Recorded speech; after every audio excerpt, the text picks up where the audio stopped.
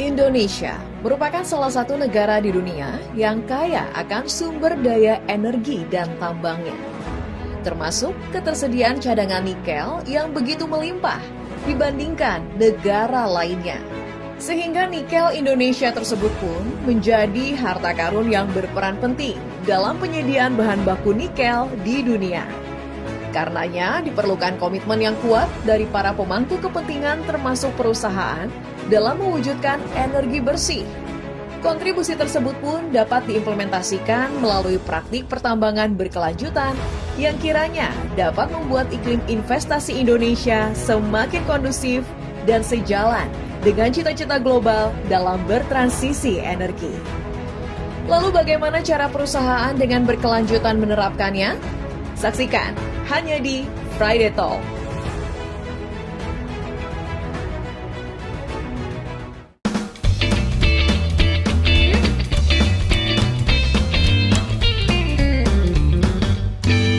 Friday Talk, Friday Talk. Halo Sobat Antara, selamat datang di Friday Talk bersama saya Helmut Timothy. Friday Talk kali ini kita akan membahas tentang potensi hasil tambang nikel yang belakangan ini menjadi perbincangan dunia karena manfaatannya, yaitu salah satunya baterai yang nantinya akan digunakan sebagai bahan dari mobil listrik.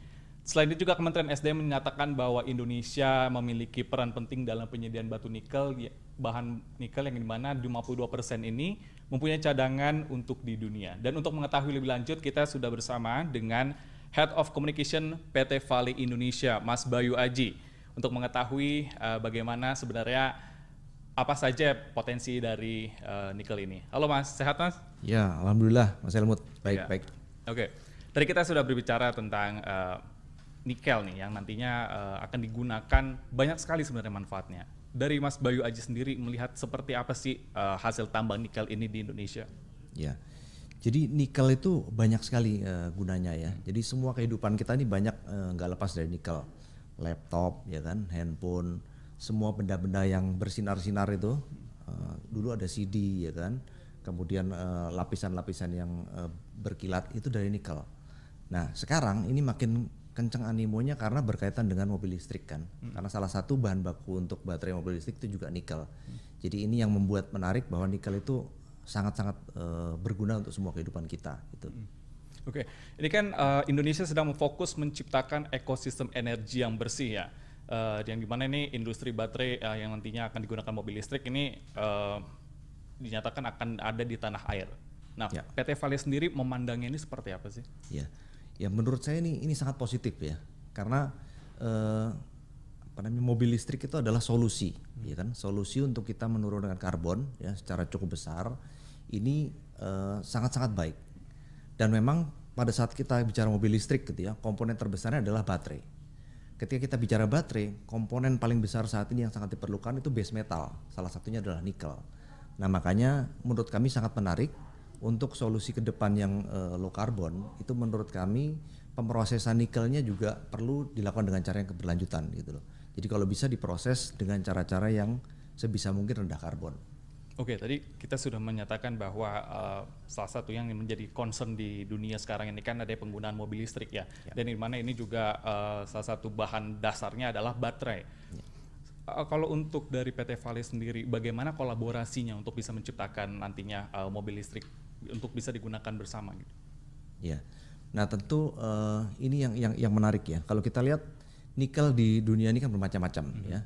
Jadi ada nikel yang kelas 1, ada nikel kelas 2. Nah, yang bisa menuju ke baterai itu sebenarnya nikel kelas 1. Kalau yang kelas 2 nanti jadinya ke stainless steel ya kan, jadi plating, jadi pelapis dan lain-lain. Nah, nikel kelas 1 ini yang penting. Ini yang penting untuk ada diproses di Indonesia supaya bisa menjadi bahan baku baterai. Nah, untuk itu diperlukan pemrosesan ya, yang cukup tinggi. Karena sekarang kalau kita lihat ya, saya punya data ini sebenarnya. Ya. Jadi saya punya data dari Wood Mackenzie ya. Di tahun 2020 itu nikel yang digunakan untuk baterai itu masih di kisaran sedikit sekali, baru 7% ya kan. Padahal nanti menuju di tahun 2030 itu diharapkan sampai ke 31%. Jadi gapnya masih sangat jauh, ya kan? Masih sangat kecil sekali porsinya. Jadi porsi terbesar itu masih penggunaan untuk stainless steel. Nah ini yang diperlukan ya kan, pemrosesan yang baru ini diperlukan untuk bisa menghasilkan ke baterai tadi, baterai mobil listrik.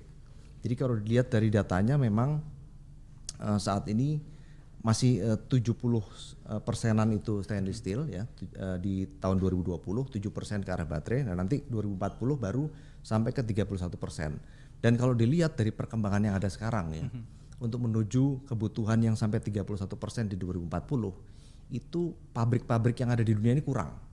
Jadi untuk menghasilkan bahan baku baterai tadi di nikel class 1 itu sekarang kurang, sehingga diperlukan adanya smelter-smelter baru yang mampu untuk memproduksi nikel class 1.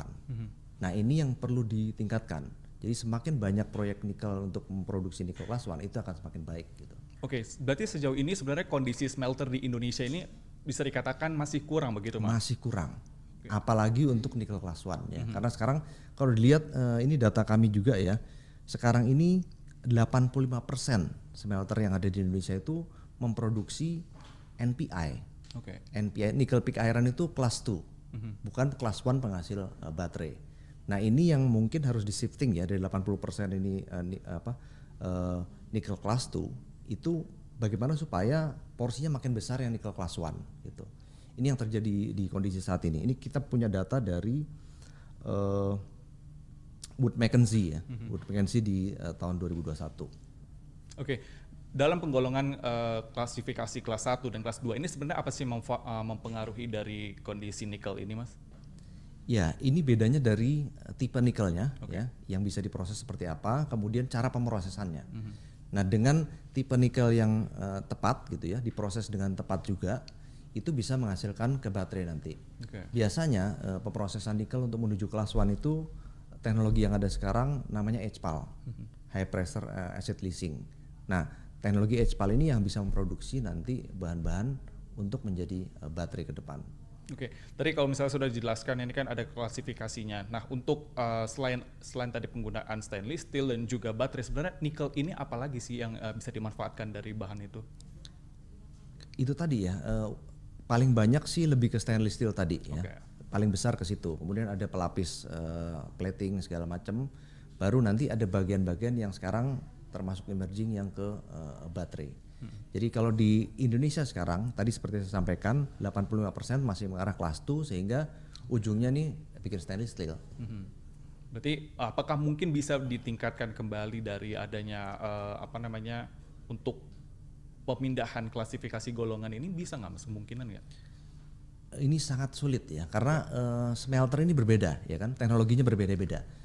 Kami aja di Vale yang memproduksi kelas 2 itu namanya RKEF ya kan, Rotary Kiln Electric Furnace. Sedangkan kalau memproduksi baterai itu harus teknologi yang berbeda lagi, totally beda, namanya HPAL gitu. Jadi teknologi smelternya pun harus sangat-sangat berbeda.